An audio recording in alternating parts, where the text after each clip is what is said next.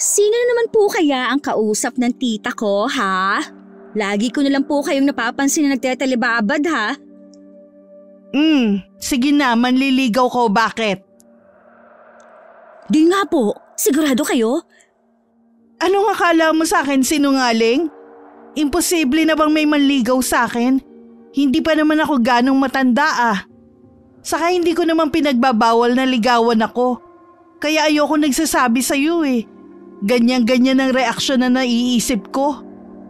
Hindi naman po sa ganun, pero… Simula nang bigla ang pagpapakabit ni Tita Mila ng internet, napansin ko na panay na rin ang telebabad niya. Walang araw o gabi na hindi ko siya nahuhuling may kausap sa telepono. Hindi ko naman siya mausisa at halatang ayaw namang ipaalam sa akin kung sino ang nasa kabilang linya. Hanggang isang araw ay hindi na nga ako nakatiis. Matanda na ako para pagsabihan mo, Dahlia. Huwag mo kong alalahanin. Alam kong pinapasok ko at kaya ko ang sarili ko. Ang pinapagawa ko ang atupagin mo. Nakakagulat lang po kasi. Nung wala pa tayong internet, parang wala rin po kayong pakialam sa cellphone nyo. Tapos ngayon, malalaman ko po na manliligaw nyo ang katelebabad nyo. Sige na. Huwag ka nang makulit. Isampay mo na lang ulit yung mga damit na hindi pa natuyo kahapon. Opo, mas susunod po, madam. Napaisip ako habang nagsasampay kung paano nakilala ni Tita Mila ang manliligaw niya at kung may nagbigay ng number sa kanya. O pwede rin sa online niya nakilala. Sino kaya ang manliligaw ni Tita, ha? Ano kayang itsura? Sana naman makasundo ko. Maswerte na akong nasa poder ako ni Tita Mila. Uli lang lubos na kasi ako sa edad na 22. Kakambal ni Tita ang Tatay Mario ko. Namatay siya 3 taon pa lamang nakakaraan. Nasawi siya sa isang aksidente sa pinagtatrabahuhan niya bilang construction worker. Ang nanay ko naman ay namatay pagkapanganak pa lamang sa akin. Mahina raw kasi ang puso niya. Si Tita na ang tumayo bilang nanay ko simula noon. Naging katuwang siya ni Tatay sa pagpapalaki sa akin. Masipag at matyaga sa trabaho si Tita Mila. Isang mayamang pamilyang kumuha sa kanya bilang yaya. Hanggang sa naging mayordoma na siya. Nang mamatay ang matanda niyang amo, ng ibang bansa ang mga anak nito, pinauwi na si Tita sa probinsya namin. Bilang ganti sa matagal na paninilbihan, binigyan si Tita Mila ng milyones na halaga ng pera, alahas at lupain. Kaya kahit nasa lagpas 40 pa lamang siya, ay hindi na siya naghanap pa ng trabaho. Sa halip ay nagpatayo siya ng malaking bahay sa minana naming lupain. Yun na ang pinakamalaking pinagkagastusan niya, maliban sa mga damit, pampaganda, pagkain at mga halaman na siyang libangan niya. Hindi rin naman siya gaanong pumupunta kung saan-saan. Maliban kung holiday o bakasyon, kasama si Tita Susan na matalik niyang kaibigan. Medyo may pagkamataray lang si Tita Mila. Palautos at palapo na rin. Siguro dahil nasanay na ganun ang trabaho niya. Pero hindi siya maramot. Binibigyan niya ako ng sobra-sobrang allowance, kapalit ng paglilinis ko sa bahay at pananatili sa tabi niya. Kaya hindi na ako naghanap ng trabaho kahit nakapagtapos naman ako ng vocational course. Wala ako masyadong alam sa buhay pag-ibig ni Tita Mila. Hindi rin kasi siya palakwento tungkol sa mga ganong bagay. Kaya nakakagulat talaga na bigla na lang siyang may manliligaw. Hoy, ano ka ba? Hindi ka pa ba tapos sa pagsasampay mo dyan, Dahlia? May bagong pampagandang inalok si Susan. Mukhang epektibo sa kanya, bumili tayo. Pampaganda na naman? Ka-order lang natin ng Dr. Bew nung 1 linggo. Halos hindi pa po yun nagagalaw. Ay, mukha namang hindi epektibo ang isang yun Itong sabi ni Susan na Magic Beauty Derm, mas maganda. Kuminis at mamula-mula ang mukha ng bruha na mag-video call kanina. Kaya bilisan mo na dyan. Last na po ito mga panloob. Naiiling ko na lamang na sagot. Sa tingin ko'y nahuhumaling na talaga si tita sa mga pampaganda. Hindi pa nga nauubos ang isang produkto, umuorder na naman ng panibago. Sa ikinikilos niya, nahalata ako na gusto talaga niya maging maganda sa harap ng manliligaw niya. Hindi naman sa pinupulaan ko ang sarili kong tiyahin, pero hindi ganun kaganda si Tita Mila. Hindi katulad ni Tatay Mario na may pagkamistiso. Halatang halata sa tangos pa lamang ng ilong. Dahil daw yun sa lahing Espanyol ng lolo namin. Samantalang kabaliktaran si tita na sa lahi naman daw ng lola namin na Pilipina nakuha ang itsura. Buti na lang nagmana ako kay tatay. Pero si tita, kumakaasta grabe. Daig pa ako. Hay! Pumasok na ako sa loob ng bahay. Mabagal akong naglakad patungo sa silid ni tita. Malayo pa'y kita ko ng bahagyang nakabukas ang pinto. Kaya dinig na dinig kong dumadagong-dong na halakak niya. Para siyang kinikiliti. Nakinig pa muna ako sa labas imbes na pumasok. Huwag mo ko masyadong pinakikilig, Vince. Oo na. Gwapong-gwapo ka na dyan sa forma mo. Bagay na bagay sa'yo. Ang kulit. Pwede ka na nga pumunta ulit dito. Oo, sinasagot na kita. Hala! Vince ang pangalan ng manliligaw ni tita? At sinagot na niya? Sa narinig ko, nakalimutan ko tuloy na nakabukas pala ang pintuan. Hindi sinasadyang naitulak ko ito. Nagulat naman si Tita Mila pagkakita sa akin. Mabilis niyang ibinaba sa ibabaw ng kama ang cellphone at dumiretso ng bangon. Ano ba, Dahlia? Bakit pumapasok ka nang hindi man lang kumakatok? Sorry tita, nakabukas kasi ang pinto.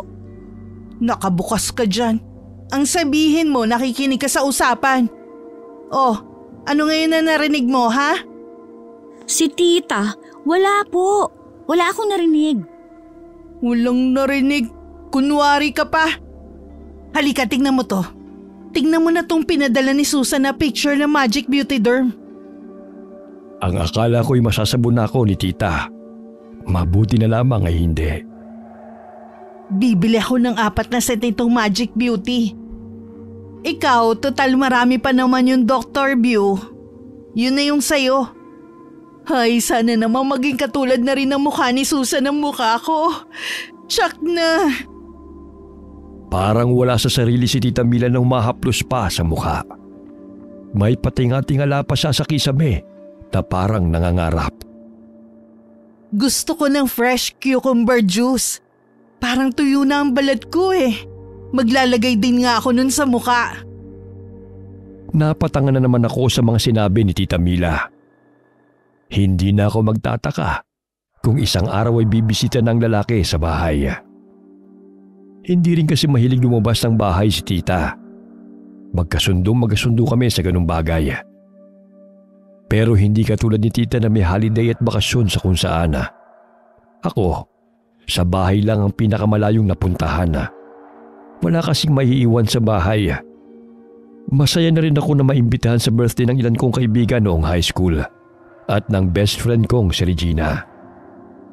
Taong bahay talaga ako dati pa. Kahit noong buhay pa si tatay at hindi pa permanente si tita sa bahay. Sanay din akong mag-isa. Hindi naman delikado sa lugar namin kahit probinsya. Tahimik ang paligid namin. Tatatlo lang kaming magkakapit bahay na pawang malalaki ang tirahan dito. Lilinisin ko lang po ang atik. O sige, tamang-tama lang na matatapos ka, magtanghalian na tayo. Iniwan ko si tita. Umakyat na ako sa atik. Madali ko natapos ang paglilinis sa lugar dahil hindi naman ganun kadumi yun. Pero hindi kagad ako bumaba.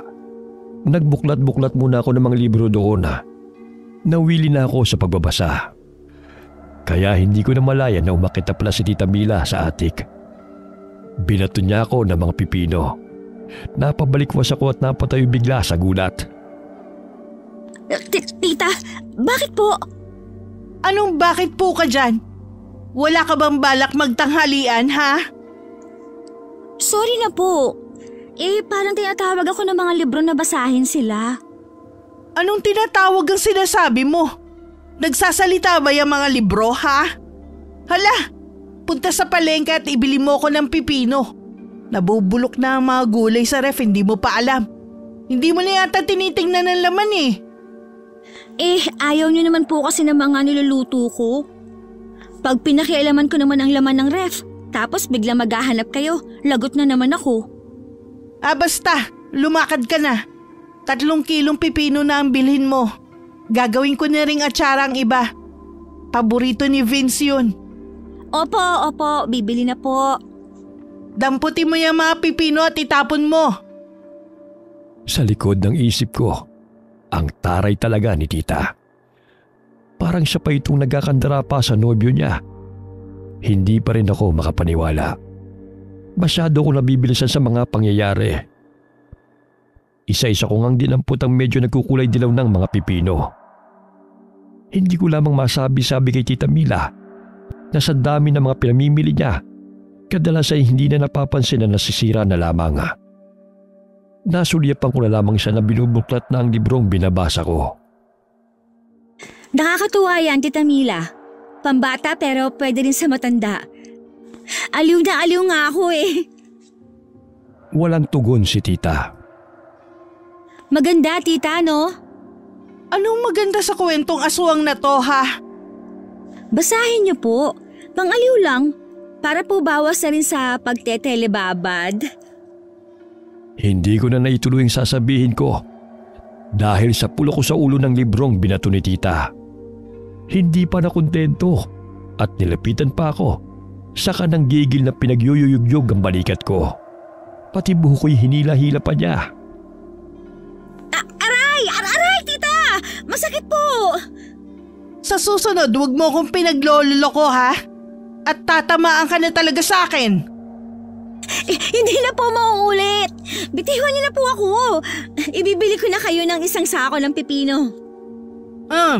Sige, isa pa. Alis na, alis! Nagtatatakbo ko palabas ng atik pababa ng hagdana. Napakamot na lang ako sa ulo ko dahil sa sakit ng huling palo ng palad ni tita. Wala nang suklay-suklay. Inayos ko na lamang ang pagkakatali ng nagulo kong buhok. Kumuha ko ng pera sa lagayan at lumabas na ng bahay. Mga 200 metro pa ang nilakad ko hanggang sa labasan kung saan may dumadaang tricycle. Sa suki naming si Lola Pinyang ako dumiretso para bumili ng pipino. Matalik na kaibigan din daw siya ng lola ko, ang nanay nila tatay at Tita Mila.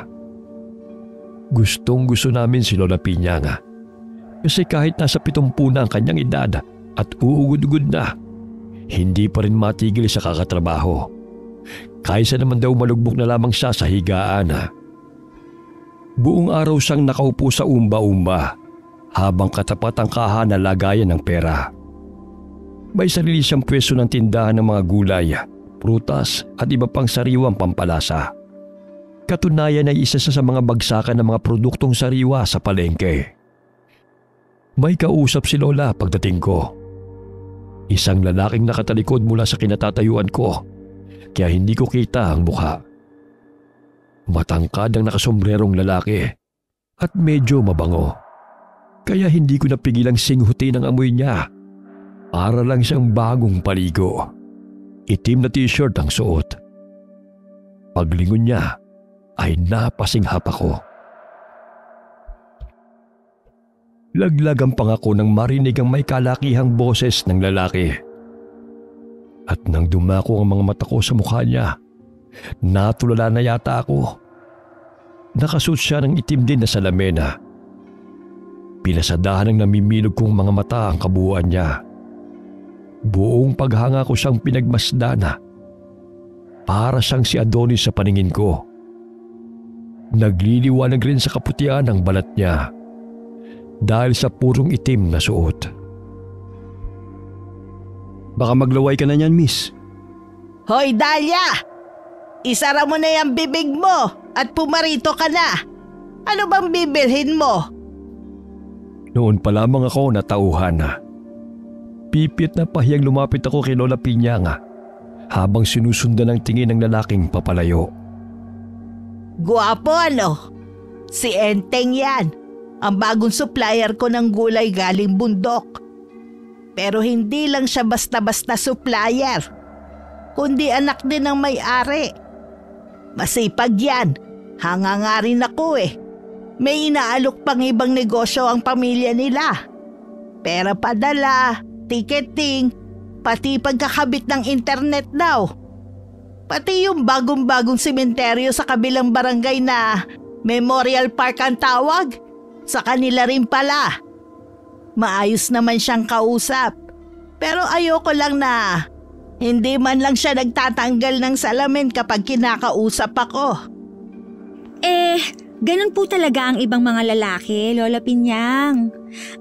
Ayaw na nakikitang tumititig. Saka pandagdag pogi points po yun. Oo, naiintindihan ko naman yun. Kaya lang ewan na nga rin natin. Iba na ang panahon ngayon.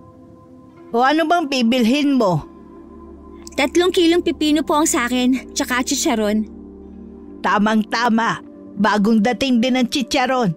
May kasama ng sausawan. Wow! Sana todo asim ang sausawan nila para hindi na ako gagawa ng panibago sa bahay. Etong supot, kumuha ka na. Ikuha mo na nga rin ako ng 2 at ibibigay ko kay Boning. Sino si Boning, La? Siya yung bagong kapitbahay ko na albularyo. Marami siyang kayang gawin. Pwede siyang lapitan anumang oras. Akala ko po wala nang ganyan dito. Meron pa po pala. Ang mga masasamang nilalang ay nakikita na kung saan-saan din, Dahlia. Mas magaling na rin sila ngayon sa pagpapanggap nila. Nakikisabay na rin sa modernong panahon. Lalo na sa atin dito, na hindi pa naman lahat ay makabago na. Madali silang makakahalubilo ng hindi natin nalalaman. Kaya alerto rin ang mga albularyo. Ganun po ba? Tatango-tango ako habang pumipili ng pipino. Baka kasi mapulaan na naman ako ni tita. Maging ang chicharon ay nagdagdag pa ako ng 2 para hindi na siya magreklamo na hindi ko siya binilhan tapos masarap pala. Ganyan kami ng tiyahin ko. Hindi lang basta tiyahin at pamangkin ang turingan. Mag-ina, magkapatid, magkaibigan din. Minsan nga magkaaway pa kapag hindi kami nagkakasundo, katulad na lamang kanina. Pag-uwi ko, excited akong bumaba ng tricycle.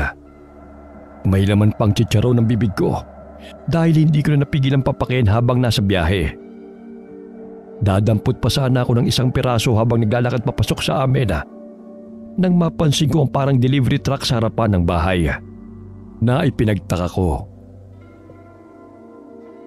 May bisita si tita? Sino kaya? Binilisan ko ang paglalakad. Pakiramdam ko na ang nobyo ni tita ang dumating. Naalala ko ang pag-uusap nila kanina. Gusto kong kilatisin kung sino man ang nobyo ng tita ko. Package deal kami ni tita. Kung talagang seryoso siya at balaki niyang asawahin ang tiyahin ko, dapat isama na rin niya ako. Nakabukas ang maliit na pinto ng gate, kaya diretso na akong pumasok.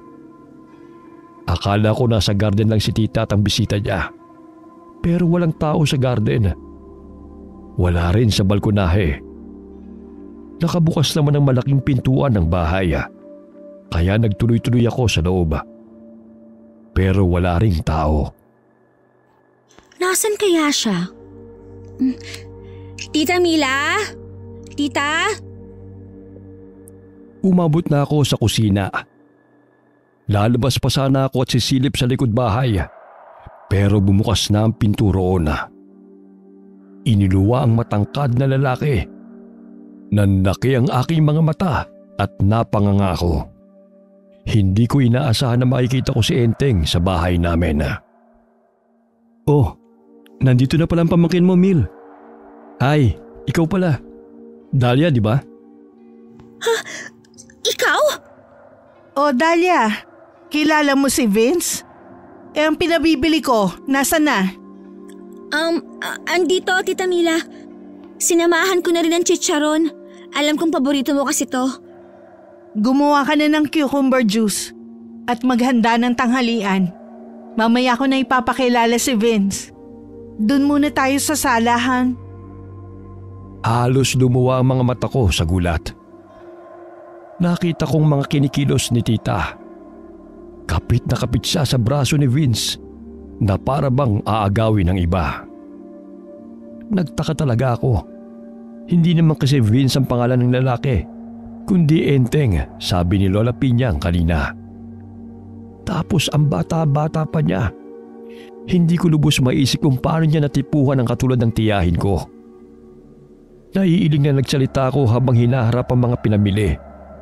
Nakalimutan ko na baka marinig ako ni tita. Siya ba talagang nobyo ng tita ko? Diyos ko, ano kayang nakita sa tita ko na wala sa akin? Tulungan na nga lang kita. Baka abutin ka pa ng siyam-siyam sa paghahanda eh. Nagulat ako sa biglang pagsulpot ni tita. Naipanalangin ko tuloy na sana'y wala siyang narinig sa mga pinagsasabi ko sa sarili ko. Baka kasi isipin pa niyang gusto kong agawin ang nobyo niya. O bakit? Mag-uusisa ka tungkol kay Vince. Hindi mo inaasahan na magkakanobyo pa ako, no? Hindi naman sa ganun, tita. Kaya lang, parang ang bilis naman po. Bakit pa ako magpapakipot kung pareho naman pala kami ng nararamdaman? Ang sabihin mo, hindi ka makapaniwala dahil di hamak na mas bata siya sa akin. Alam ko, pero anong magagawa ko? Nahulog na loob ko sa kanya.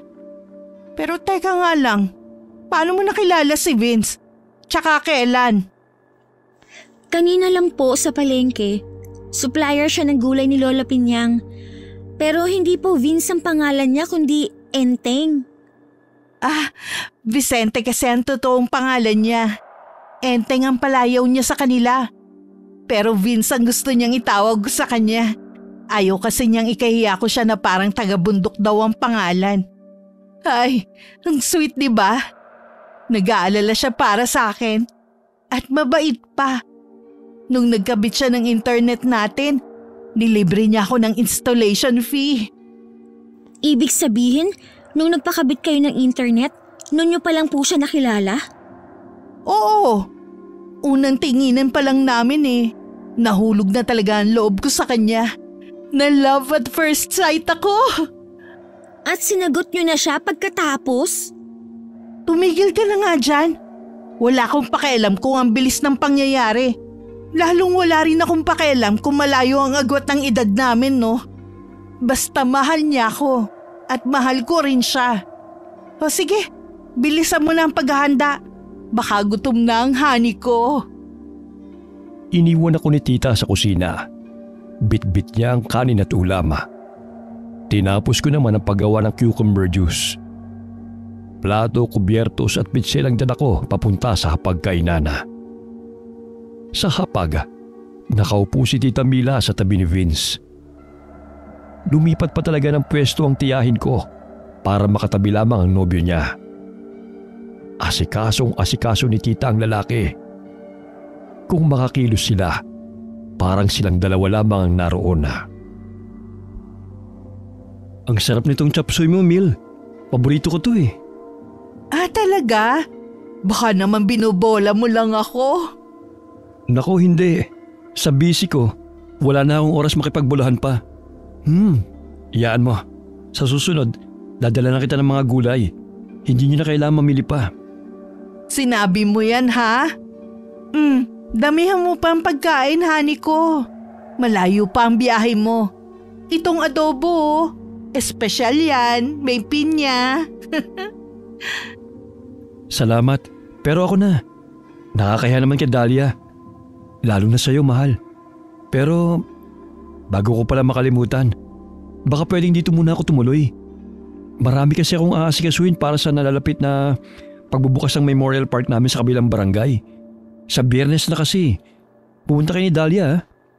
Naku, bakit ngayon mo lang sinabi? Oo naman. Welcome ka dito sa bahay ko, Vince, honey. Walang problema kay Dahlia. Mabait yang pamangkin ko kahit may pagkapakialamera. Nagpapasalamat naman ako na siya ang kasama ko rito sa bahay at hindi ibang tao. Sige lang. Kain ka na marami, Vince. Itong cucumber juice, paborito to ni tita. Tikman mo rin. Ako na magsasalin para kay Vince ko. Sige po. Wala talaga akong masabi sa bilis ng pangyayari na nasaksihan ko. Maluluka yata ako dahil kay tita. Parang takot talagang maagawan ng lalaki sa inaasta niya. Hindi man lamang siya nag-aalala na dalawa lamang kami sa bahay at pareho pang babae. Pasimple kong sinuliapan si Vince. Mukha naman siyang mabait kahit hindi nakikipagtitigan ng diretsyo. Natanong ko tuloy sa isip ko kung ano kaya ang nakita niya sa tiyahin ko at nagustuhan niya ito. Sumulyap din pala siya sa akin at tinanguan ko. Pero mabilis akong nagbawi ng tingin.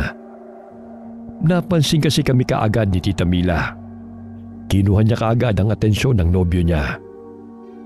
Minadali ko na ang pagkain para maiwan ko na sila.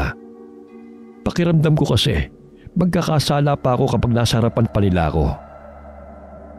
Tapos na akong kumain, tita. Lilinisin ko na po ba yung guest room?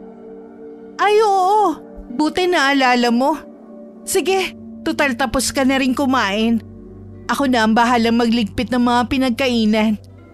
Marami pa kaming pag-uusapan ni Vince ko eh. Hindi na ako nakasagot dahil pinuno ko ang bibig ko ng huling subo.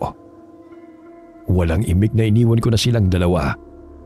Halos mabilaukan pa ako na naghagilap ng mainom na tubig pagdating sa kusina. Hiningal ako pagkatapos makainom. Ha! Grabe! Ikaw na talaga, Tita Mil. Diyos ko, nananaginip ba ako? Kababalaghan na yata ito nangyayari. Madali kong nalinis ang guest room dahil hindi naman ganun kadumi yun. Paglabas ko'y wala sina tita sa sala. Hindi ko na sila hinanap. Nagkulong na lamang ako sa silid ko. Hindi ako sigurado kung gaano katagal akong nakatulog. Pero nang magising ako at lumabas ng silid, tahimik na ang sala. Nang tignan ko ang orasan, mag-aalas 8 na ng gabi. Hindi man lamang ako ginising ni tita. Nag-alangan pa ako kung pupuntahan pa si tita o hindi na. Sa huli nagpasa akong wag na siyang istorbohin. Ayoko kasing magalit na naman siya sa akin at maistorbo ko pa sila ng hani niya. Naisipan ko na dalhin na lang sa silid ko ang hapunan ko, imbes na sa hapagkainan pumuesto. Nang matapos ko ang pagkain, itinabi ko na lamang ang pinggan. Nagtupi muna ako ng mga bagong labang damit namin ni tita. Maghahating gabi na at bala ko nang matulog. Nang maisip kong ilabas ang pinagkainan ko, saka uminom na rin ng tubig. Binitbit ko ang plato para ihatid sana sa kusina. Nang paglabas ko ng silid, ay napansin kong nakapatay ang mga ilaw sa buong kabahayan. Sinanay ko muna ang mga mata ko sa dilim. Hindi kasi ugali ni Tita Mila na patayin ang lahat ng ilaw sa loob ng bahay. Hahakbang na sana ako patungo sa pinakamalapit na switch ng ilaw nang may maaninag akong taong naglalakad sa bandang sala. Hindi ako nakakilos. Nagtaka ako at kinabahan ng husto. Tiyak ko na si Vince ang nakikita ko. Umira lang pagkamausisa ko. Minatsagang ko mga kilos ni Vince. Nasanay na rin ang mga mata ko sa dilim. Sa tulong ng liwanag na nagmumula sa mga bintana, lalo na ang malapit na pintuan sa harap ng bahay, kitang-kita ko ang galaw ng lalaki. Palinga-linga pa siyang naglakad patungo sa pintuan sa harap. Buong ingat niyang binuksan ito. Tahimik na lumabas at maingat ring isinarang muli ang pinto. Saka pa lamang ako nakahinga na maluwag. Noon ko lang napansin na parang hindi na pala ako humihinga habang sinusundan ng tingin si Vince kanina. Saan kaya siya pupunta?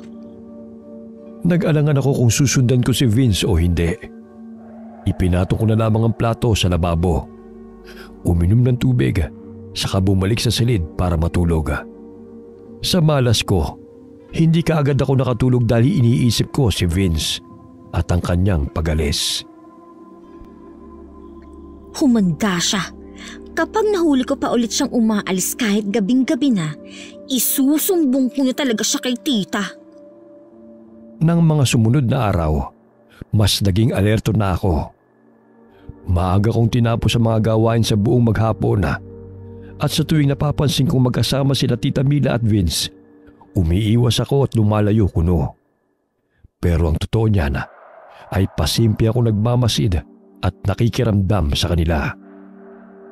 Pagsapit naman ng gabi, pagkatapos ng hapunan at pagliligpit sa kusina, ay sa kwarto na muna ako.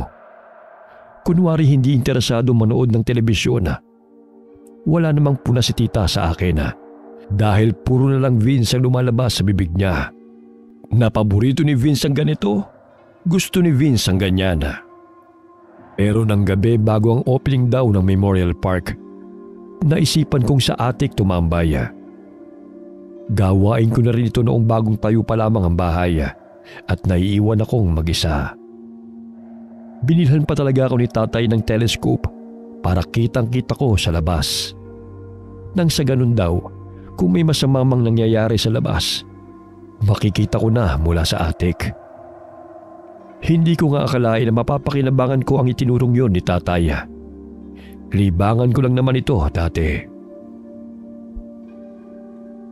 Pag siya umalis, kitang-kita ko rito. Pwede ko pa siyang sundan ng tingin kahit malayo na. Tamang-tama. Maliwanag naman sa labas. Kita ko hanggang sa kalsada.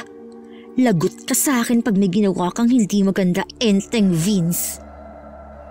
Lumipas ang oras. Hanggang sa maghahating gabi na. Inaantok na ako. Naisip ko na nga sa attic na lamang matulog. Nakasandal ako sa dingding habang nakapikit. Maya-maya'y sumilip lamang ako sa salaming bintana sa tabi ko.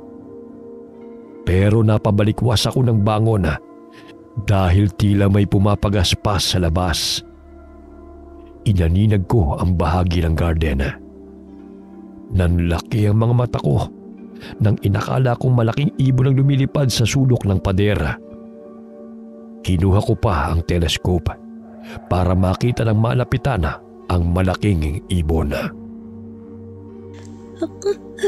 Aswang! Manananggal! Si Vince! Tila nag-uusap ang dalawa. Tumingala pa sila sa kinaroroonan ko. Nagulat ako't hindi kaagad gumalaw. Pakiramdam ko'y nakatitig sila sa akin.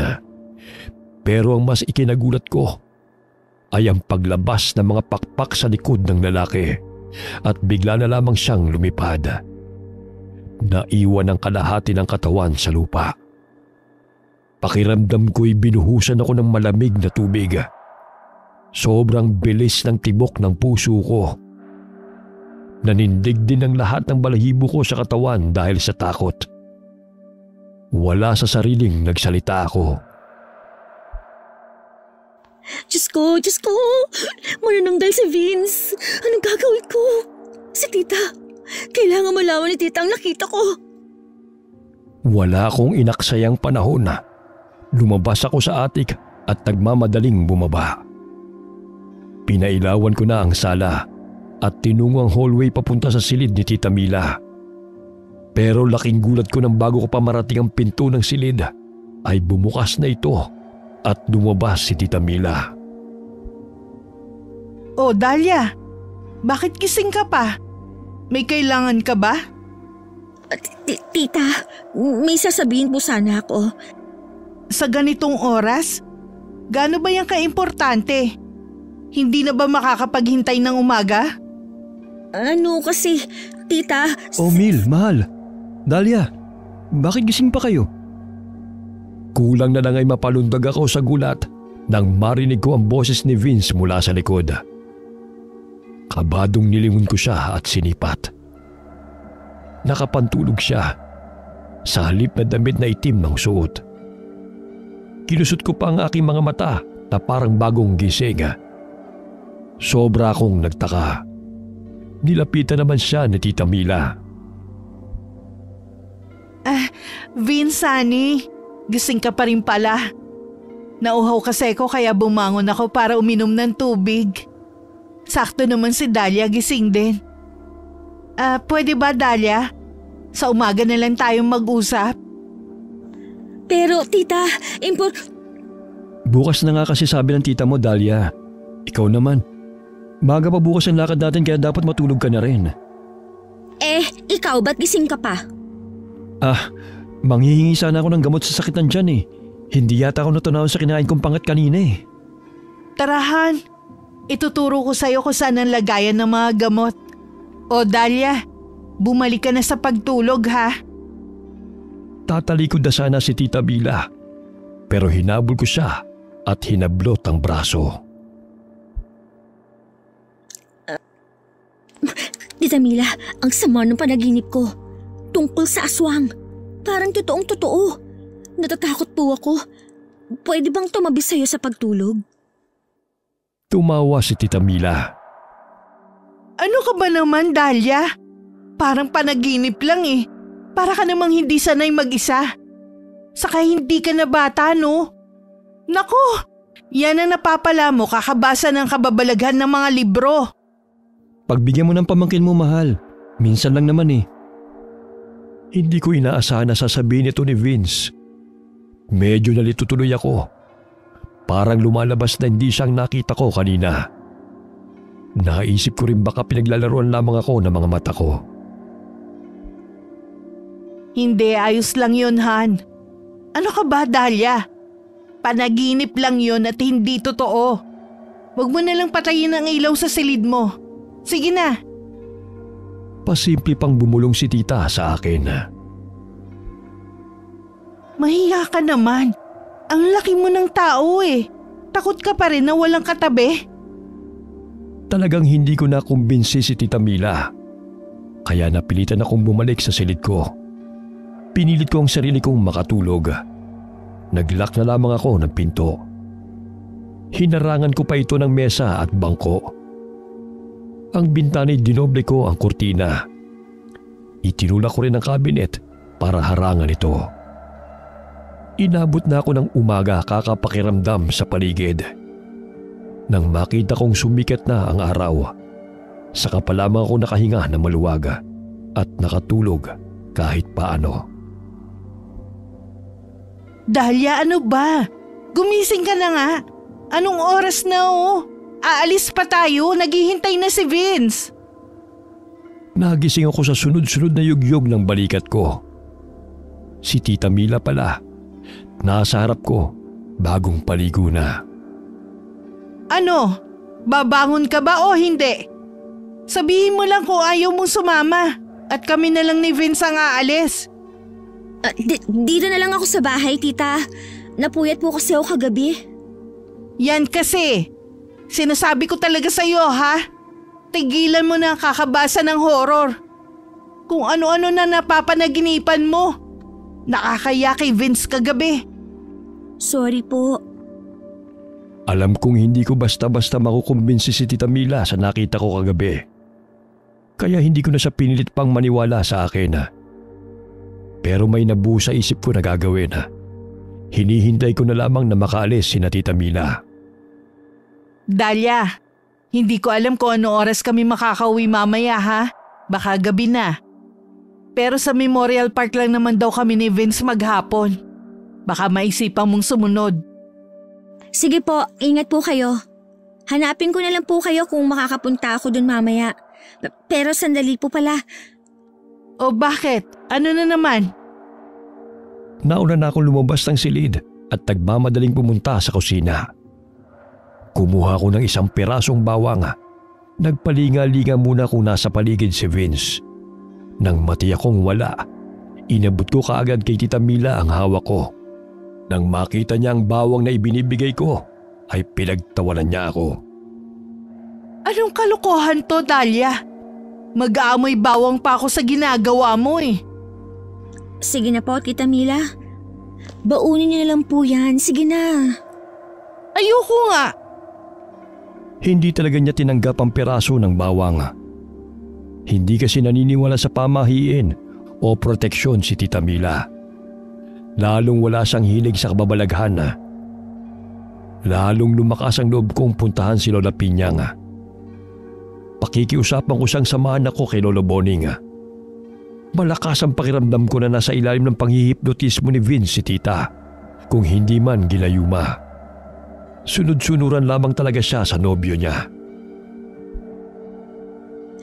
Pero kung inakala niya na basta ko nilang hahayaan si Tita na kontrolin niya, maling-mali siya. Pagdating ko sa palengke, abalang-abala pa si Lola Pinyang. Nakapila ang mga mamimili na nagbabayad sa kanya. Dahil matanda na nga, kahit ano pang bilis niya, nanginginig na ang mga kamay at mabagal pa rin ang mga kilos niya. Kaya pasimple lang akong tumulong. Nang dumalang na ang mga tao, tumabi na ako sa kanya habang inaabot ang bayad ng huling customer na naghihintay. Nako Dahlia, mabuti naman na tumutulong ka. Hindi ko na nga yata kaya ang ganitong kaabala. Kinausap ko na nga si Regina na tulungan ako rito. Ayaw, mas gusto sa mall kesa sa palengke.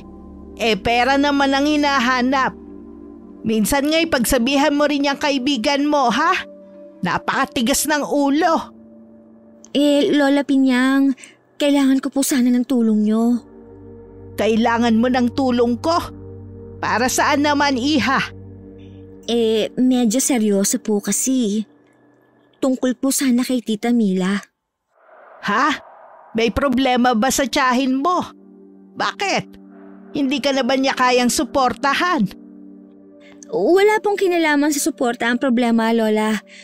Tungkol po sa batang-bata niyang nobyo. Totoo bang sinasabi mo, ha? Baka naman tulad ka rin ni Regina na gusto lang makalayo, kaya naghahanap lang ng lusot. Lola Pinyang, wala po akong balak umalis at iwan si Tita. Kaya nga po ako lumalapit sa inyo ngayon. Nasa panganib po siya. Panganib ka mo? Ipaliwanag mo nga mabuti. Dali-dali kong hinila ang bakanting upuan sa tabi ni Lola Pinyang, saka umupo roon. Inilahad ko ng buong buo ang tungkol kay Vince. Diyos na mahabagin. Kailangan nga ng tulong ng tiyahin mo sa lalong madaling panahon. Kung hindi ako nagkakamali ito na ang inaabangan na pangyayari na sinasabi ni Boning sa akin. Puntahan na po natin si Lolo Boning ngayon na. Sige, tawagin mo muna sina Tonyo at Berto. Sabihin mong isara muna ang tindahan. Sige po. Dali-dali kong nilapitan ng dalawa na nakaupo at nagpapahinga malapit sa mga sako ng kamote. Nang sabihin ko ang utos ni Lola, mabilis naman silang kumilos. Ako naman ay bumalik kay Lola at tinulungan siya sa paglalagay ng pera sa isang baga. Nang matapos kami, inalalayan ko siyang tumayo hanggang sa makalabas ng tindahan. Naghihintay na ang tricycle na sasakyan namin. Si Berto ang nagmamaneho ng tricycle habang nakaupo sa likuran niya si Tonyo. 5 minuto rin ang inabot bago kami nakarating sa bahay. Pero hindi kami pumasok sa bahay ni Lola Pinyang kundi sa kabila. Yari yon sa plywood. Sa labas pa lamang ay sinalubong na kami ng matandang may nakataling pulang panyo sa noo. Boning, kailangan namin ng tulong mo. Tonyo, Berto, dyan lang kayo sa bahay ha. Huwag muna kayong umalis. Pumasok muna kayo, Kapinyang. Sa loob natin pag-usapan ang problema. Abay, kanina pa ako naghihintay Pero hindi ko akalain na ikaw ang darating kasama itong magandang dalaga. Magandang araw po. Ako po si Dahlia. Nabuhayan ako ng loob habang papasok sa bahay ni Lolo Boning. Halatang alam na ng albularyo ang nangyayari. Ikinandado pa niya ang pinto ng nasa loob na kami. Pati bintana ay isinara rin niya. Malapit na mangyari ang kinatatakutan namin, Kapinyang. Dahil ngayong araw ay ililipat na nila ang labi ni Senyor Enteng mula sa bundok. Paano niyo po nalaman ang tungkol sa paglilipat ng labi, Lolo Boning? At sino po si Senior Enteng? Si Vince na Enteng po ba? Siya kasi ang nobyo ng tita ko. Si Juan Vicente Graciano Sr. ang tinutukoy ko, Ineng. Kung hindi ako nagkakamali, ay ang batang-batang si Juan Vicente ikalimang tinutukoy mo na Vince o Enteng, di ba? At nobyo pa siya ng tiyahin mo kamo. Ganun na nga po, Lolo Boning. Matanong nga kita, itong tiyahin mo, ilang taon na ba? May asawa? 45 po, Lo. Medyo matandang dalaga na. Ngayon lang po yata nagkanobyo at balak na rin po yata mag-asawa. Pinatuloy na po kasi niya sa bahay yung lalaki eh. Okay lang naman po sana sa akin kung hindi ko lang napansin na parang sunod-sunuran si Tita Mila sa kanya. Hanggang sa natuklasan ko isang gabi na umaalis pala siya ng bahay kahit gabing-gabi na. At kagabi po, nakita ko po talaga. Hindi po ako pwedeng magkamali. Manananggal po si Vince. At may manananggal din pong dumating kagabi. Nag-usap po sila. Abay, sadyang nagpapakita na sila ah. Tama si Kapinyang. Ang buong angka ng mga Graciano ngayon ay bumaba na mula sa bundok para magtipon-tipon sa gaganaping pag-aalay mamayang gabi. Bubuhayin nila si Senyor Enteng para muling pamunuan ng kanilang tribo. Hindi ba't matagal nang patay si Senyor Enteng? Bata pa ako noon. Ang sabi namatay siya. Pero ang sabi naman ng iba, naging amaranhid siya. Dahil wala raw sumalo sa itim na bato niya. Malamang itinago nila ang katawan at hinayaan munang maputol ang kanilang lahi. At itong mga nakaraang buwan ay sinasabing may tumanggap ng itim na bato. Hindi lang matiyak kung sino. Pero si Enteng Ikalima ang naatasang maghanap na matandang dalagang birhen para maging alay nila para mabuhay naman si Senyor Enteng. Napakrus ako ng wala sa oras dahil sa mga sinabi ni Lolo Boning. Lolo, paano na po yan? Magkasama sila ngayon ng tita ko. Baka ngayon nila iaalay si tita. Hindi ngayon, kundi mamayang gabi sa kabilugan ng buwan. Po? Sabihin mo na kung anong mga dapat gawin at kailangan mo, Boning. Tutulong ako. Abay, hindi na iba sa akin itong sina Mila at Dalia. Tulungan mo sila. Paano po yun, Lolo Boning? Tsak na kasama na buong pamilya ni Vince sa tita. Naiiyak na nga ako. Natatakot ako na baka hindi na iuwi ni Vince ang tiyahin ko. Nagsisituloy ako na hindi pa ako sumama na lamang sa kanila. Pero wala naman akong kakayahang ipagtanggol si tita kung sakaling may masamang mangyayari sa kanya. Si Tita Mila na lang po ang natitira kong kamag-anak na pinakamalapit sa akin, Lola Pinyang. Pag nawala po siya, baka… Hinaplos naman ni Lola Pinyang ang likod ko para tumahan na ako. Pagpakatatag ka, Ineng. Hindi pa ganun kalakas na aswang ang tumanggap ng bato. Maging si Enteng Ikalima o ang mga kasamahan niya. Sadya pa silang mahina dahil hindi pa nila napapabangon ang kanilang hari. At yun ang pipigilan natin. Kailangan lamang natin ng mga taong tutulong sa atin. Kung nagtitipon silang mga kampo ng kasamaan, ganun din tayong mabubuti. Magkakaisa tayo para labanan natin sila at matigil na ng tuluyan ang paghahasik nila ng lagim. Tawagin mo si Tonyo at Berto sa bahay, Dalia. Papuntahin mo sila rito. Opo, Lola Pinyang. Dali-dali akong lumabas at tinawag sina Tonyo at Berto na nasa tricycle pa rin. Magkasunod kaming pumasok ulit sa bahay ni Lolo Boning. Makinig kayong dalawa na mabuti. Puntahan niyo si Apong Goryo sa kubo niya sa Sapa. Ganon din si Kaambo sa Burol. Si Lola Juana sa hasyenda niya. Pati rin si Kaminyong sa tabing dagat. Ang sabihin niyo, pinapasundo sila ni Bonifacio. Sunod-sunod na tumango sina Tonyo at Berto nang walang pagtatanong. Halatang kilala nila ang mga tinutukoy ni Lolo Boning. Pero bago yan ay ihatid niyo muna pa uwi itong si Dalia. Sasamahan ka ni Kapinyang sa bahay niyo, Ineng. Tutulungan ka niya sa mga dapat mong gawin para hindi na kayo pasukin o lapitan pa ulit ng mga aswang. Paano po si Tita Mila ko? Huwag ka mag-alala.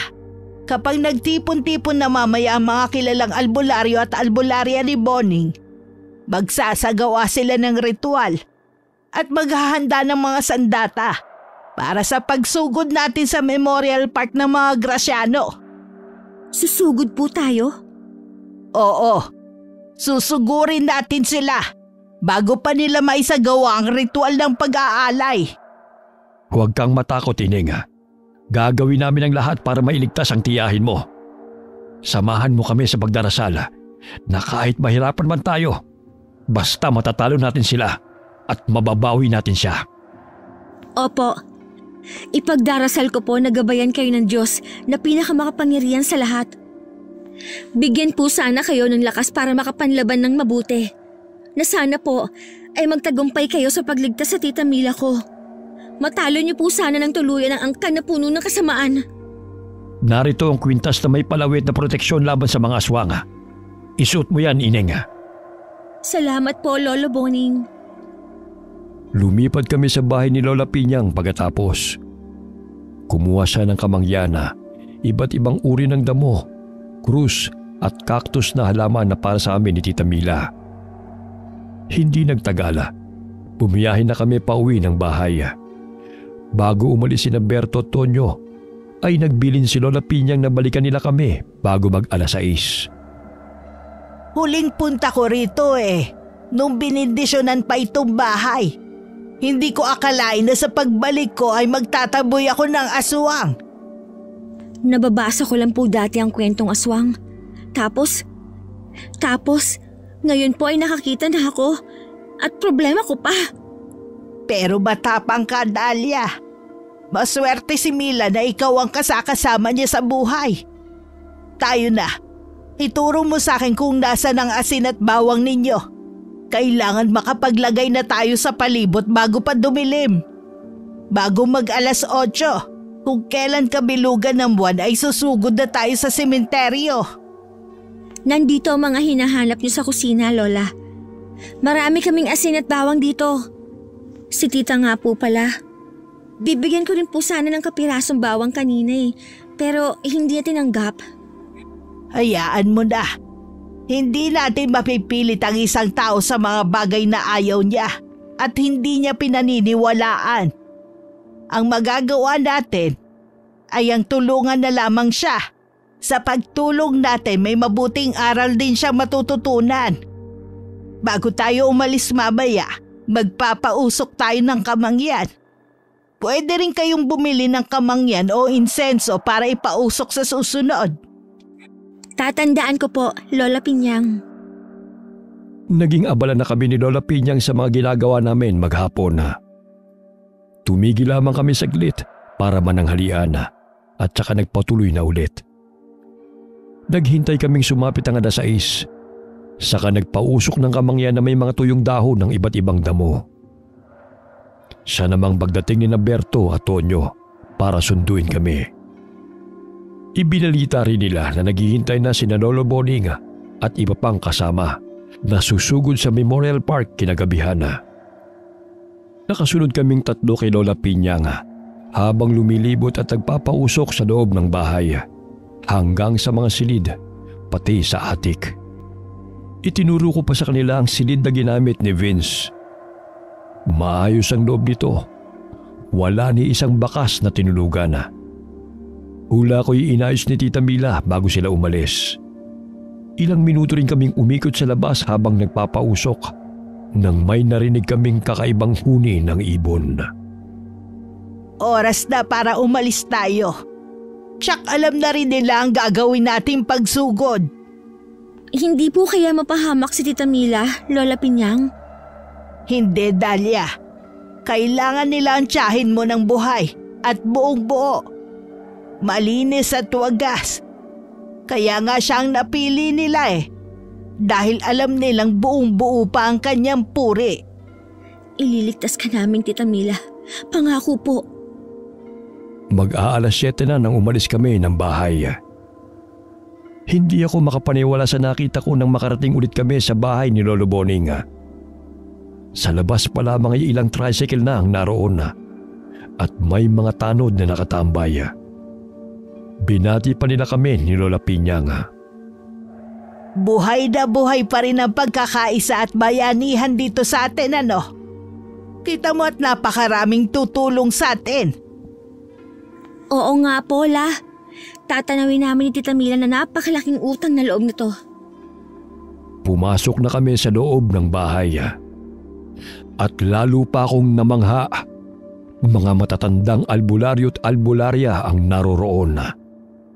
Handang-handa sa labanan dahil may mga bitbit na sibat, buntot ng pagi, karit at itak. Ilang minuto pa at sasalakayin na natin ang pagdarausan ng ritual ng mga Graciano. Ikaw, Dahlia, wala kang ibang gagawin kundi ang siguraduhing ligtas ang tiyahin mo. Kayo ni Berto, Tonyo at Kapinyang. Kami nang bahalang humarap sa mga kalaban. Umuwi kayo kaagad pagkasama nyo na ang tiyahin mo.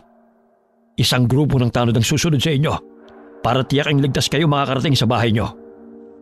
Opo, Lolo Boning. Tatandaan ko po ang mga bili ninyo. O siya, tayo nang magdasal at nang makaalis na. Biglang tila umingay sa loob ng bahay ng mga sandaling ito. Iba't ibang dasal ang naririnig ko. Meron pang ibang salita na tila orasyon. May kaunting pag-aalala kong naramdaman sa isiping karamihan sa mga kasama ko na magliligtas kay Tita Mila ay mga matatanda. Pero kaagad ko namang binawi.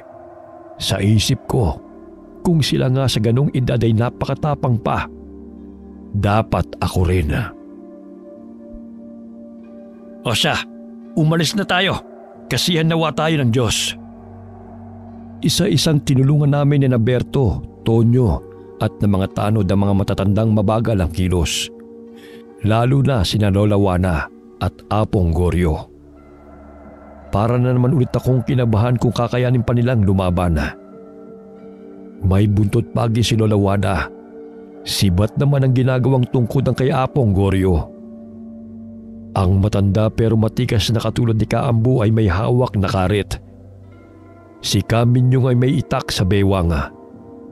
Si Lolo Boning na pinakabata sa lahat ay may bitbit na libro at may kwintas na may kakaibang palawit. 5 tricycle lahat ang umusad ilang saglit pa. Panay naman ang panalangin ko. Diyos ko, ikaw na po ang bahala sa amin. Higit kanino man, ikaw po ang may hawak ng mga buhay namin. Huwag niyo po sanang hayaang manaigang kasamaan sa gabing ito. Makauwi po sana kaming buo at ligtas. Pagdating sa gate ng bagong-bagong sementeryo, bumaba ang 4 na tanod at bubuksan sana ito. Pero nakakandado ang pintong bakal. Lumapit ang isang nagmamaneho ng tricycle. May dala itong lagari para sa bakal. Kumikislap ang bakal sa lakas ng paglalagari nito. Nabuksan ang gate ilang sandali pa. Sindihan ang mga sulok at pumasok na tayo! Ilang saglit pa'y lumiwanag lalo sa paligid. Sumabay pa sa liwanag ang paghawi ng ulap na tumatakip sa bilog na buwan. Kaya lalong nagliwanag ang paligid. Muling umandar ang mga tricycle at dumiretso sa loob. Sisimulan na nila ang seremonya ng pag-aalay kay Mila. Kaya walang pumigil sa ating pagpasok. Sa pinakadulong bahagi ng daan ay matatagpuan ang pabilog na bahay na walang dingding. Iniilawan ito ng mga sulo sa paligid. Nakapalibot dito ang mahigit kumulang 20 katao na pawang nakasuot ng mahabang itim na damit at nakatalokbong ang ulo. Sa pag-ihip ng hangin, biglang nangamoy bulok ang paligid. Noon humarap sa amin ang mga naroroon. Alam nilang darating tayo. Hindi man lang sila nagulat. Tignan mo ang mga itsura. Handang-handa ng manglapa. Sabik na sabik makapambiktima. Nakakatakot po sila, Lola Pinyang. Parang mga gutom na gutom. Pero bakit hindi po nahati ang katawan nila? Malamang hindi sila nagpahid ng langis. Mahihirapan din silang makabalik sa katawan nila kapag sakaling matagpuan pa natin. Ngayon naalala ko na, Dahlia. Kaya hindi maganda ang pakiramdam ko na hindi nagtatanggal ng salamin si Enteng kapag kausap ko noon. Umiiwas siya na baka mabasa ko sa mga mata niya kung ano talaga siya. Kaya rin po siguro hindi siya nakikipagtitigan ng matagal sa akin. Pero kay Tita Mila, tsak gumamit siya ng hipnotismo. Ang sabi pa ni Tita, unang tingin pa lang daw, nahulog na ang loob niya kay Vince. Bumaba na sina Boning. Humanda ka na, Dahlia. Itigil nyo na ang ginagawa nyo mga kampo ng kasamaan! Yan ay kung gusto nyo pa mabigyan ng pangalawang pagkakataon para mabuhay. Kayo tumigil, tanda! Nasa teritoryo namin kayo! Wala kaming pakialam kung teritoryo nyo ito! Si Tita Mila, Lola Pinyang, buhay pa ba siya? Hindi siya kumikilos sa itim na altar. Maghintay ka. May liligtas mo rin ang tiyahin mo. Huling pagkakataon mga tanda! Isuko nyo ng mga sandata nyo! Mutya! Anting-anting! Agimat! O kung ano pa! Sumabi kayo sa amin! At magkakasama tayong paghaharian ng mundo! Hangal! Idadamay nyo ba kami sa kasamaan nyo? Pasensyahan tayo! Kung ganon, lapain sila! Sa isang kisap matay na saksihan ko ang labanan ng mga aswang at mga albularyo. Noong bata pa ako'y naiisip ko lamang ang mga ganitong tagpo. Nababasa minsan sa mga libro. Pero hindi ko akalain na masasaksihan ko ito ng personal ngayon ng harap-harapan at totoong totoo. Kung natakot ako sa mukha ng mga aswang kanina, mas nagulat ako sa nasaksihan kong kilos ng mga matatandang kasama namin. Walang mabagal gumalaw sa kanila. Walang uugod-ugod at nangihina. Lahat ay masiglang kumikilos. Tusok ng sibat sa kaliwa, hataw ng buntot ng pagi sa kanan. May tumatakbo pa at sumisipa. Si Vince at ang isang kasama nitong may hawak na libro ang pinuntahan ni Lolo Boning.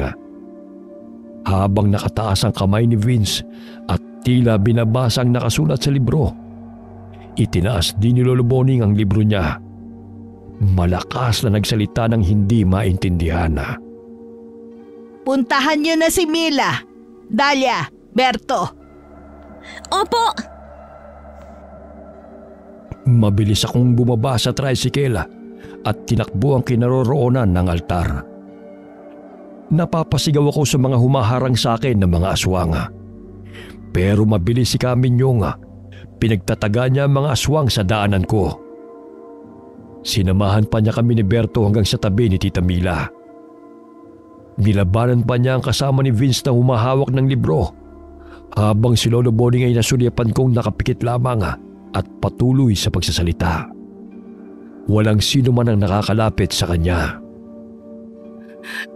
Dahlia, Diyos ko, salamat dumating kayo. Kahit mahina ang boses ay nakapagsalita pa si Tita. Ililigtas ka namin, Tita. Inumpisahan kong kalagyan ng tali sa kamay ni Tita, habang si Berto naman ay nasa paanan niya. Pero sumulpot sa tabi namin si Kaambo at walang kahirap-hirap na pinuto ng tali gamit ang karit niya. Maraming salamat po. Tara na, Tita Mila. Tutulungan kita makababa. Parang wala pa akong lakas, Dahlia. Berto, tulungan mo ko. Alalayan natin si Tita. Huwag niyong kunin ang mahal ko! Nilingon ko siya. Nakatayo si Vince sa kabilang bahagi ng altar. Ang mukha niya, naaninag ko na sobrang lungkot. Ngunit nakaramdam ako ng galit sa kanya. Mahal mong mukha mo! Manloloko! Manggagamit! Ang kapal mong manananggal ka! Pinagkatiwalaan ka ng tiyahin ko. Binigyan din kita ng pagkakataon na patunayan mo sarili mo. Pero ano, gagawin mo lang alay si Tita Mila para mabuhay ang hari niyo. Napilitan lang ako. Papatay nila ako pag hindi ko sila sinunod! Umalis na kayo mga inig! Huwag kayong maniwala sa kanya! Huwad siya! Huwad? Hindi siya si Enteng Ikalima! Kaya bilisan nyo na! Opo! Bumalik kayo! Lumayo na kami bago pa makalundag si Vince sa dako namin. Sinalubong kami ni Tonyo at silang dalawa ni Bertong umalalay kay Tita Mila. Nagawa ko namang lumingon at kitang-kita ng mga mata ko na nakatayo sa altar ang akala kong si Vince. Pinunit niya ang damit niya at sumigaw sa nakakatakot na tinig. Nag-ibang anyo na naman siya. Nasaksihan ko naman kung paano siya tinaga ng itak ni Kaminyong. Kasunod nun ay lumapit si Lolo Boning. Binasahan niya ng malakas ang aswang na bumagsak sa ibabaw ng altar. Dahlia, halika na! Pagkarinig ko sa sigaw ni Lola Piñang, ay natauhan ako at tumakbo patungo sa tricycle. Nasa likurang upuan na ng tricycle nakapwesto si Lola Piñang. Si Tita Mila na ang nasa harap. Tumabi ako sa kanya. Tita Mila, ligtas na po kayo. Hindi sumagot si Tita. Sa halip ay humagulgol siya. Umusad na ang tricycle. Okay lang po. Iiyak niyo lang po para gumaan ang pakiramdam ninyo. Hinila ko ang ulo niya sa balikat ko. Lumingon pa ako sa pinanggalingan namin sa huling pagkakataon. Unti-unting nalalaga sa mga aswang. Nasusunog ang mga katawan nila. Sa isang banda, maluwag akong nakahinga. Nagpapasalamat sa mga taong nagkaisa at hindi nagdalawang isip na tulungan kami. Nakarating kami sa bahay nang walang nangyaring masama. Bumalik na rin ang tricycle na sumunod sa amin para sunduin ang iba pa. Bababa na sana ako para buksan ang gate nang mula sa Bougainvillea sa di kalayuan ay may naaninag akong tao na nakatayo. Humakbang lamang siya ng kaunti pero hindi lumapit sa amin. Tama lamang ang layo niya para maaninag ko ang itsura niya mula sa liwanag ng buwan at ilaw sa daan. Si Vince yung nakatayo sa harapan namin. Parang hapong-hapo siya. Ang mga damit niya ay sobrang dumi. Nakita rin pala siya ni Tita Mila. Vince! Wag kayong bumaba! Hoy lalaki! Umalis ka na bago pa ako may magawang masama sa'yo! Pasalamat ka, binibigyan kita ng pagkakataon ngayon! Gusto ko lang po makausap si Mila. Pangako po, hindi ko siya sasaktan. Hoy! Manananggal naman niloko! O kung sino ka man! Huwag kang magpapakita sa amin kahit kailan! Dahlia, hindi ako nakita mo kagabi, kundi ang tatay ko. Gusto kasi nilang pasukin ang bahay at kunin na si Mila. Akala kasi nila nagbago na ang isip ko. Naramdaman na nila ang pag-aalangan kong gawing alay ang mahal ko. Sa loob kasi na maikling panahon na nagkakilala kami ng tiyahin mo, napatunayan ko kung gaano siya kasarap magmahal at mag-alaga. Natakot ang angkan ko, lalo na ang ama ko. Kaya susugod sana sila kagabi. Pero hindi ko sila hinarap kagabi. Ang katwiran ko, dadalhin ko naman si Mila kinabukasan. Kaya pumunta ako sa tita mo kung kailan nandun ka rin pala. Kung pumayag lang sana ang tita mo na magtabi kayo sa pagtulog kagabi, nakaalis sana ako. At hindi na sana nangyari ang lahat ngayon. Bala ko sanang ialay ang sarili ko sa lolo ko. Ako na lang, sa halip na si Mila. Hoy Enteng! Kung makapagsalita ka, parang buo pa rin ang puri mo ah! Napatawa si Vince, pero tawang may halong lungkot. Opo, Lola Piñang. Buo pa po ang puri ko. Pinakiingatan po kasi ako ng pamilya ko. At ako naman tong si masunuring anak. Hindi talaga lumubag. Takot po talaga kasi ako sa angkan ko. Lahat ng pinapagawa nila sa akin sinusunod ko. Natuto akong magnegosyo. Pero ang totoo naghahanap na ako ng alay. At nakilala ko nga si Mila habang nag-aalok ako ng internet. Kahit anong sabihin mo, aswang ka pa rin! Walang magbabago doon. Teka, umamin ka nga, Enteng. Ibig mo sabihin ako kontrol mo ang sarili mong gumawa ng masama? Ginagawa ko po ang lahat ng makakaya ko, Lola Pinyang. Sa awa po ng Diyos, nalalabanan ko naman po. Pero, nandun pa rin po eh. Nasaan ka naman kanina? Inuwi ako ng angkan ko sa bundok. Kinulong nila ako doon pagkatapos ko madala si Mila sa Memorial Park kanina. Pero nakatakas ako. Kung totoo ang sinasabi mo, pumunta ka sa bahay ni Boning. Isuko mo ang sarili mo sa kanya. Sige na, umalis ka na at pumunta doon kung talagang seryoso ka. Opo, Lola Pinyang. Pero may sasabihin lang po sana ako kay Mila. Sabihin mo na, pero wag na wag kang lalapit. Kanina ka pa daldal ng daldal eh. Sige, Mil, totoong mahal kita. Patawarin mo ako sa ginawa kong panloloko sa'yo. Pangako, magbabago na ako. Ingatan mo ang sarili mo, mahal. Aalis na ako. Vince ko! Sinundan ko ng tingin si Vince. Nakayuko siya at lagdag ang balikat na naglakad palayo. Hanggang nawala ng tuluyan na. May narinig kaming tunog ng papalayong motorsiklo. Saka pa lamang ako nakahinga ng maluwaga. Samantalang si Tita Mila ay umiiyak pa rin sa tabi ko. Bubuksan ko lang ang gate, tita. Hindi siya sumagot, pero umayos naman siya ng upo. Bumaba na ako ng tricycle. Kinapa ang susi sa sekretong lagayan at binuksan ang maliit na pinto. Pagkatapos ay tinungo ko ang lock sa gitna ng gate.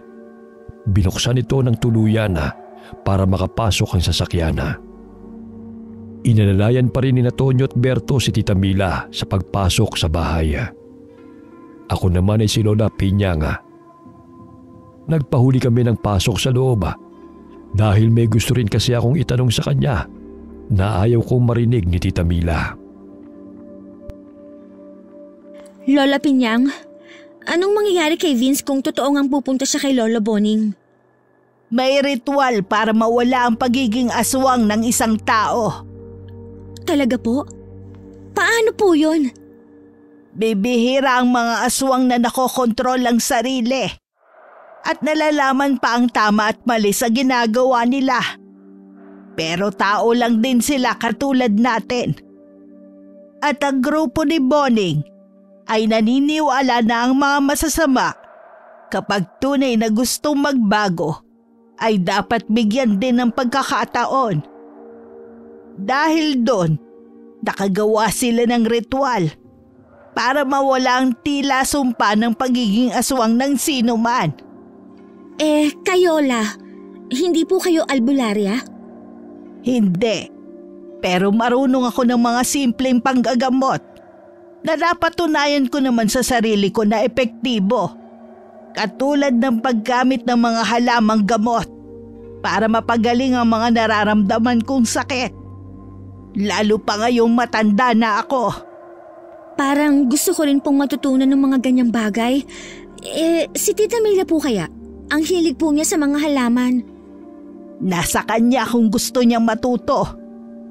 Ang mahalaga naman kasi sa isang bagay na gagawin mo ay kung gusto mo talaga at kung naririyan ang puso mo. Bakit naman hindi? Sana gustuhin ni Tita. Tingin ko po kasi maaaliw siya sa ganon, Lola Pinyang. Noon pa lamang kami pumasok ng tuluyan sa bahay. Pinuntahan namin sa sala si Tita Mila na doon pinaupo ni Tonyo at Berto. Nakapikit siya pero hindi na umiiyak. Lola Pinyang, total, gabing-gabi naman na po. Dito na lang kayo matulog nila Tonyo at Berto. Sa totoo lang kasi, hindi pa rin ako kampante na dalawa na lang kami ni Tita ang maiwan dito mamaya. Sumabat na nga rin sa usapan namin ni Lola Pinyang si Tita Mila. Mahina at medyo garalgal pa rin ang boses niya. Oo nga po, Lola Pinyang. Bukas na po kayo umuwi. Ipagluluto po kayo ni Dahlia ng hapunan. Aba sige, parang nakapagbakasyon na rin kami sa hotel nito. Sige po, ihahatid ko lang po si tita sa kwarto niya. Lola Pinyang, bakit Mila? May masama pa ba sa pakiramdam mo? Sabihin mo. Wala naman na po. Parang wala lang po talaga akong lakas. Para rin pong nanginginig pa ang mga kalamnan ko. Kaya baka po pwedeng samahan niyo na lang po ako sa kwarto habang nagluluto si Dahlia. Hindi ko pa rin po yata kayang mag-isa eh. Natatakot pa rin po ako. Parang bumabalik sa isip ko ang mga nangyari. Kailangan ko lang din po ng kausap. Sige Mila, sasamahan kita. Oo nga pala Dahlia.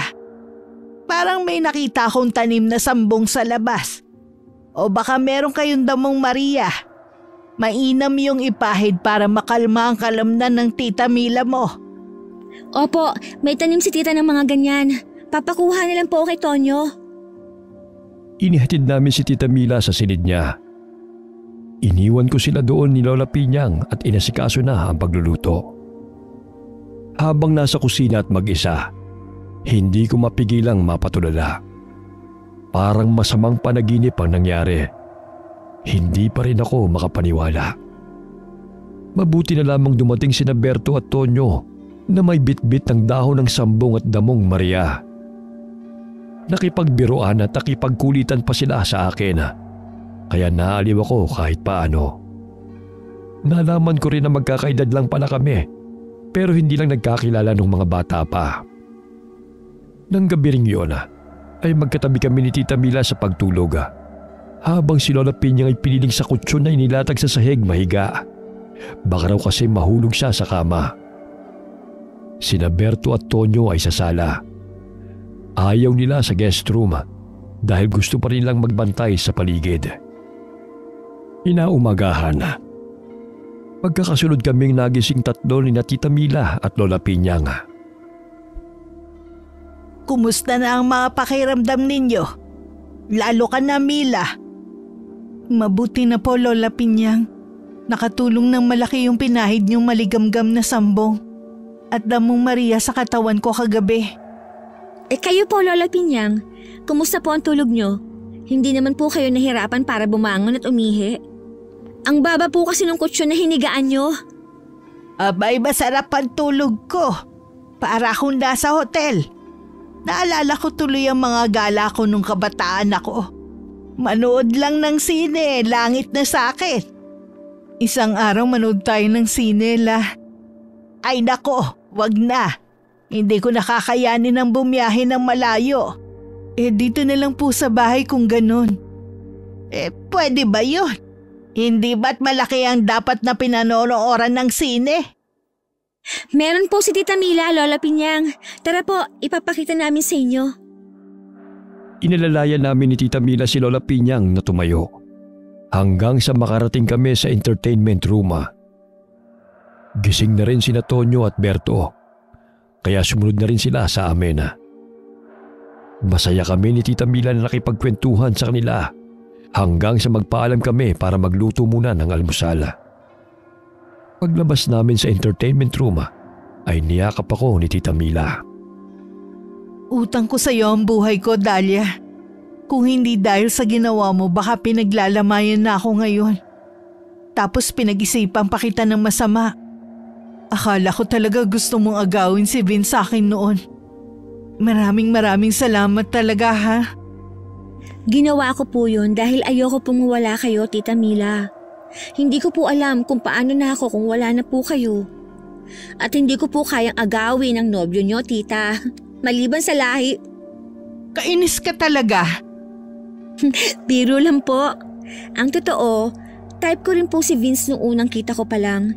Kaya lang, nung malaman kong nobyo mo na siya, wala na. Pero aaminin ko po, na nagduda talaga ako na totoong magkakagustuhan kayo. Tsaka ako at gwapo siya. Mas bata siya kaysa sa akin. Hindi ako magagalit kung yun ang iniisip mo, Dahlia. Nagpapasalamat nga ako dahil sa pagdududa mong yun. Nailigtas ako sa kapahamakan. Pasensya ka na talaga ha. Muntikan ka pang mapahamak ng dahil sa akin. Kayo nila Lola Pinyang. Utang ko sa inyo ang pangalawang buhay ko. Naging maramdamin ang pag-uusap namin ni Tita Mila. Kung hindi lamang may naghihintay na mga bisita para kumain malamang hindi pa rin kami tumitigil sa pag-iiyakan Nasa kusina na kami at nagluluto nang tumunog ang doorbell. Pagsilip ko sa bintana, nagtitili akong tinawag si Tita Mila. Hoy Dahlia! Sino ba to? Diyos ko!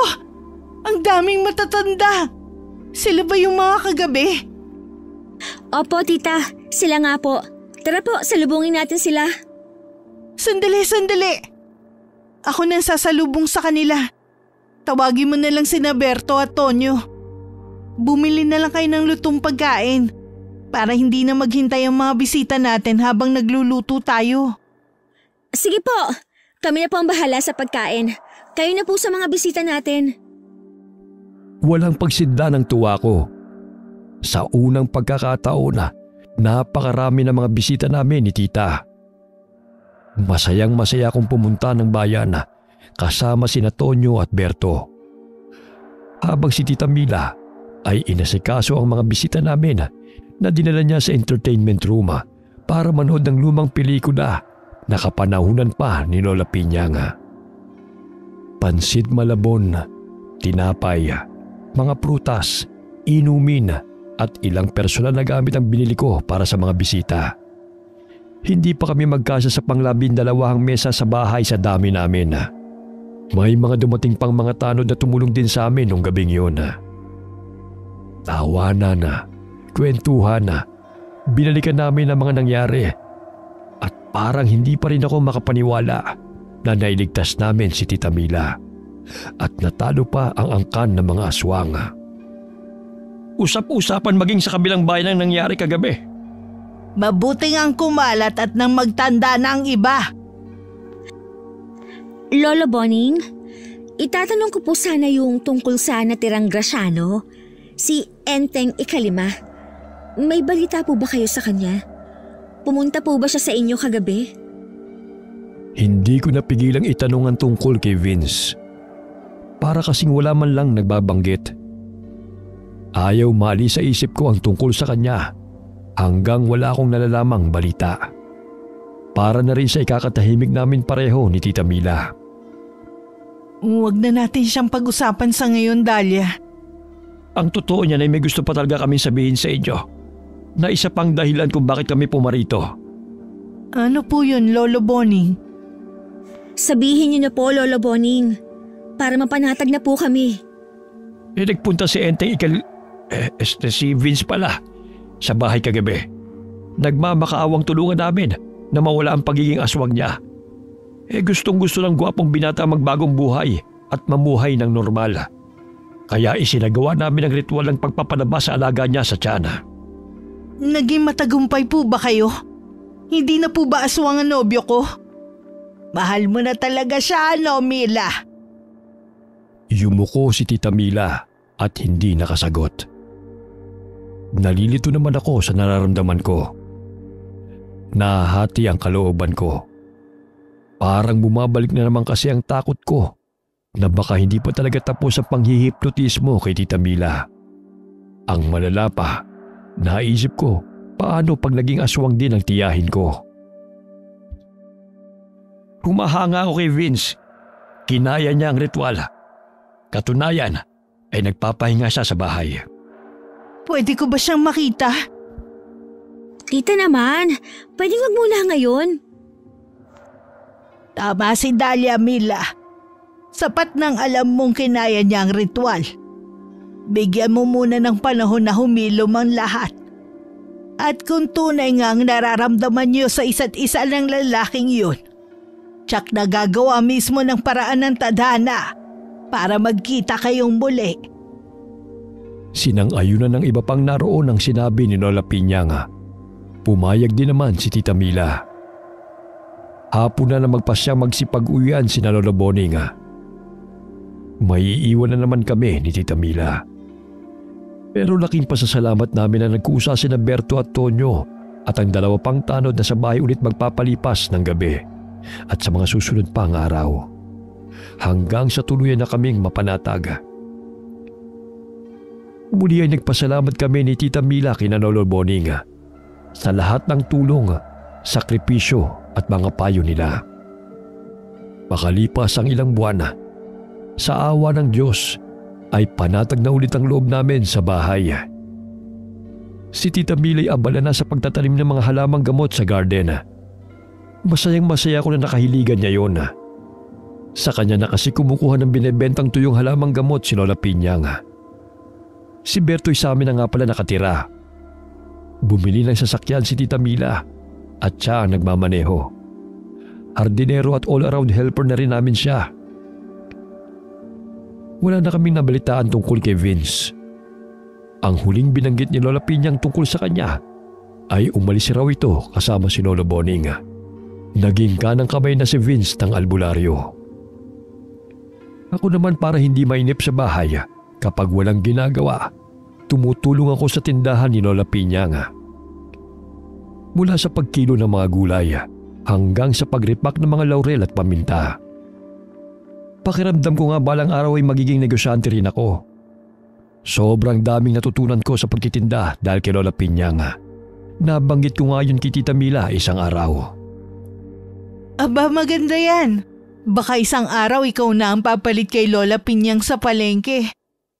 Sabihin mo lang kung kailangan mo ng kapital, ha? Kaunting panahon pa po. Bakit? Ano pa bang hinihintay mo? Mag-aasawa ka muna. Eh di magpakasal na kayo ni Berto. Tita naman, kung ano-anong sinasabi, nakakahiya kay Berto.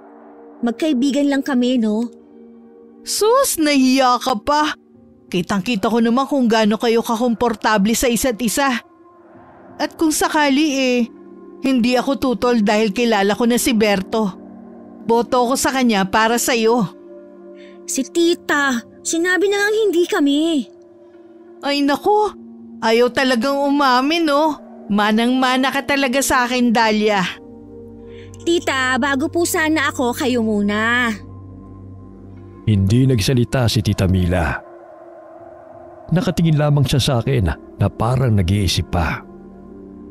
Ang totoo niyan, may pagtatapat ako sa'yo, Dahlia. Ano po yon, Tita?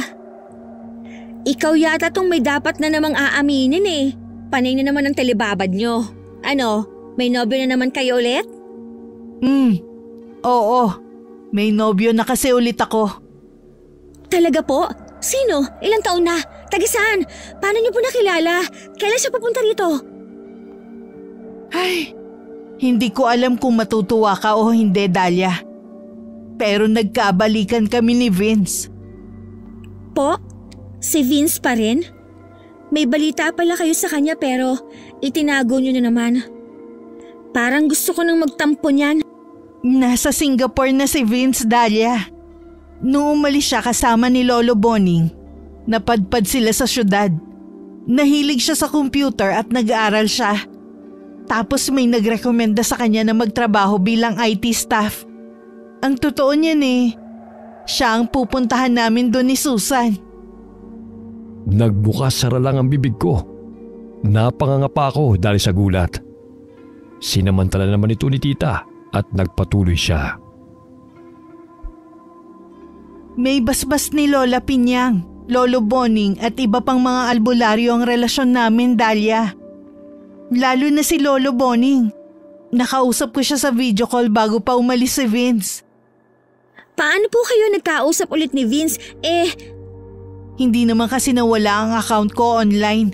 Ganon din naman si Vince. Doon kami nagkausap ulit. Siya kasi ang nagturo sa akin ng pagkakabit niya ng internet Kaya pareho namin alam ang site na yun. Nakakagulat po. Pero dahil alam ko mapagkakatiwalaan naman sila Lolo Boning, tanggap ko na rin po. Masaya po ako para sa inyo. Maraming salamat sa pag-unawa, Dahlia. Sana po ay maging masaya kayo ni Vince habang buhay, Tita Mila. At ikaw, makatagpo ka na rin sana ng magmamahal sa'yo. At kung pwede lang, wag umabot sa edad ko, ha? Titignan ko po. Anong titingnan? Gawin mo. Abay di hamak na mas maganda ka sa akin, no? Tapos wala magkakagusto sa'yo? Hindi ako papayag. Kung ako nga na ganito ka tsaka ang pagmumukha may nobyo. Ikaw pa kaya? Napangiwi ako na natawa. Kung makalait si tita sa sarili parang wala nang pakialam. Isa sa mga pagbabagong napansin ko sa tiyahin ko ay ang pagtanggap niya sa kanyang pisikal na itsura. Hindi na siya ganoon kahilig sa pampaganda. Mas gumagamit na siya ngayon ng mga natural na nilalagay sa mukha. Gumagawa pa siya ng sariling pampahid mula sa mga halamang gamot sa garden niya. Masaya ako para sa tita Mila ko. Natagpuan niya ng lalaking para sa kanya. Hindi naging hadlang ang kanilang nakaraan para magpatuloy sila sa pagmamahalan. Ako naman ay masaya na rin. Kahit hindi pa ako sigurado kung makakatagpo ako ng lalaking magmamahal din sa akin ng totoo. Ang mahalaga sa akin ngayon ay masaya at kontento ako sa kung anong meron ako. At yun ang mga taong hindi ko man tunay na kadugo. Pero ang pag-aalala na pinaparamdam sa akin ay higit pa sa isang malapit na pamilya. Halos 1 buwan si Tita Mila sa Singapore.